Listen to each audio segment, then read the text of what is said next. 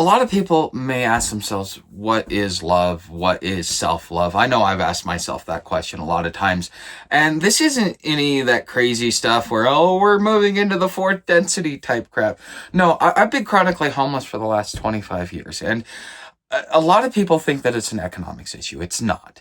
It's really what's going on up here. And that's really why I want to talk about self-love and my personal journey and how I was able to reach it. But I want to kind of give some sort of pretext because one of the things that I've understood in my 25 years of being chronically homeless is that most people are not really aware of the impact that their early childhood and their environment makes on them and how it actually dictates who and what they will be in the future.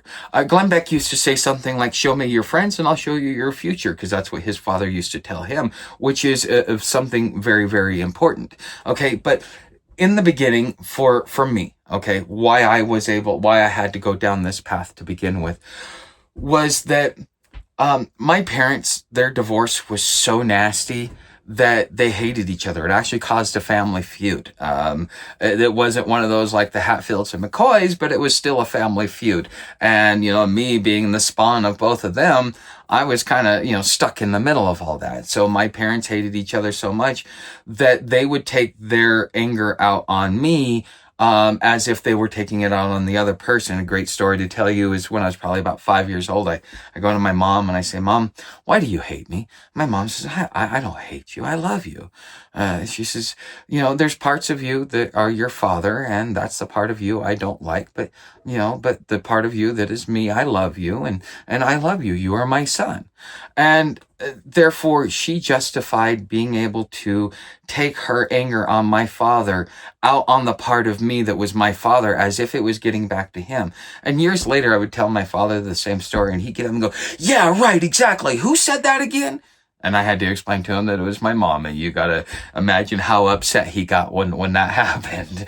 Okay, but when you have people telling you that you're worthless, that you'll never amount to anything, they never give you any positive reinforcement, especially the people that are supposed to love you, the people that are supposed to take care of you, and supposed to develop you so that you can grow up and become a good adult. But you know what? When you come from a broken home, both mom and dad are broken as well. So that basically just muddies the water all around. Not only that, but I also grew up Christian. And growing up Christian, you were taught about the original sin. And the original sin says you cannot do anything right. You are wrong. You are just a wretch. And basically, you're incapable of doing anything right. Unless you believe in this guy, which he's the only reason why. He's just going to go up and say, hey, look, yeah, he's stupid, but let him in anyways. I mean, that's kind of over the years, that's as I've learned to love myself, that's how I've begun to interpret the original sin, because what it does is that, coupled with the environment and what you grew up in, it creates a situation where you don't like yourself. You're self-deprecating. You get to see it in society all the time. People would rather see a mouse live than a human. That's self-deprecation. That is self-hate. That is something that we are being taught in our environment, and is something that is happening because of all of the broken homes that we are dealing with in society. And so for many years, I would go through and I would deal with things like depression, anxiety, suicidal ideations. And until one day, when I was about 30 years old, I spent 23 days in the we'll just say I 5150'd, but I was there for so long that they 5250'd me. 14 days is when they go from 5150 to 5250. But I'd reached kind of like the end. I've done some lifelong, damage to my body because of what I did, and I will have to pay the consequence for that for the rest of my life. But that was not only where I picked up the name Friar Tuck, because after I got out of the hospital, because Portland had a great system set up for that, I'm very grateful. It saved my life and turned me around in the right direction and pushed me to where I am today. But the thing is, after that, I started becoming a little bit more self-aware, because I'd learned some things while I was in there, and I was like, okay, let me become a little bit more self-aware. And I started noticing that there's this thought in the back of my head that every time something would happen, I hate myself. And it's like, and I never thought anything of it until after spending 23 days in the hospital. I went through and I started realizing, well, do I hate myself? I'm like, and so every time that thought would start coming through my head, I would stop it and I would be like, no, I don't hate myself. I love myself. And what is loving yourself? It means taking care of yourself. That means, you're doing hygiene. You're worried about your well-being. That's your physical and your mental health. You are worried about your growth. There's self-love is something. It's what would you do for you guys out there? Because I know guys probably deal with it more than women. I don't know, women, you guys are pretty cruel to each other as well. But just think it like that hot person that, whether it be a man or a woman or whatever you're into. Okay. That hot person, how when you first see him, you're like, man, they can do no, it's not that they can do no wrong, but you don't see their flaws. You don't see any of that. You just see this beautiful person in front of you and you're just like, oh, and you kind of become a little bit nicer and all that other stuff. Well, that's kind of what loving yourself is like, is instead of treating the girl like that, if you're a guy, it's more like treating yourself like that. Okay. I love myself. I want to give myself treats in the same way that I would go spoil a girl. Do I ever spoil myself? No, I do not spoil myself. So you know what? From time to time, I need to get myself treats. So I like to have a cigar, or I like to go see a movie, or I like to cook a nice meal. Nothing expensive, nothing that's going to, break my budget, go be like a $300 date. No. $20, $50 tops. You take yourself out, you do yourself a treat. And what that does is as you start to learn to love yourself, it kind of changes your aura. It changes your decisions. It changes how you see yourself. It changes how you see the world. Because when there's two base emotions in this universe. There is love, and then there is fear. So anything that negative has its roots in fear. Anything that is positive has its roots in love. Okay, that is what the law of love, I guess, is about. I'm still learning about it. There's a lot of different things, and just because I started loving myself, I started wanting to be better.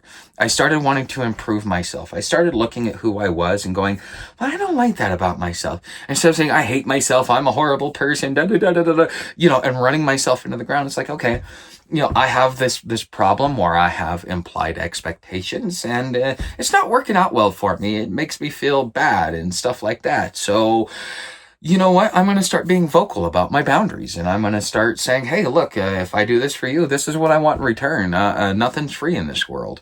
And you kind of go through that process. And it's as you do it, eventually you'll look back, and I look back 15 years ago now, and I'm going like, man, I was a complete scumbag. I did not like myself. I don't like who I was even now, and I'm not necessarily ashamed, because that would be self-guilt, which is again not loving yourself. You should not, when you make decisions, especially when you come from a place of love and a place of kindness, when you make decisions, you're going to start thinking like, do I want to carry that guilt around with me? I know what it would felt like to carry that guilt around with me. No, I don't. So therefore, I'm going to not, I'm not going to do that, because I don't want to live with the regrets. And so now I find myself in life, a lot of my decisions are based upon, do I want to live back and regret it?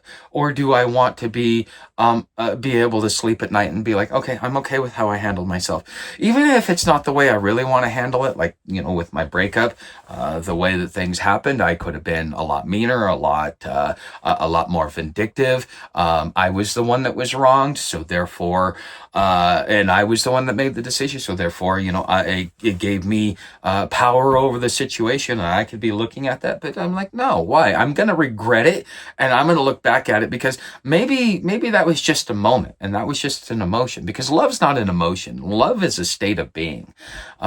Your emotions are temporary. Your state of being is permanent. And I think that's probably one of the big mistakes that we don't really get. But, I don't want to regret. I don't want to look back and be ashamed of myself, be ashamed of my conduct. If I don't like how the situation turned out, it's up to me to make the changes so that that situation doesn't repeat itself. Instead of taking it out on the person, because I was the one that made the decision to be here in the first place. I was the one that made the decision to buy the land to give her a roof over her head. I was the one that made the decision to do this and to do that and to take care of her and to do all that stuff. So now that, she bit the hand that fed her, what, you still gotta, be loving and kindness, because love also is a lot like the law of oneness.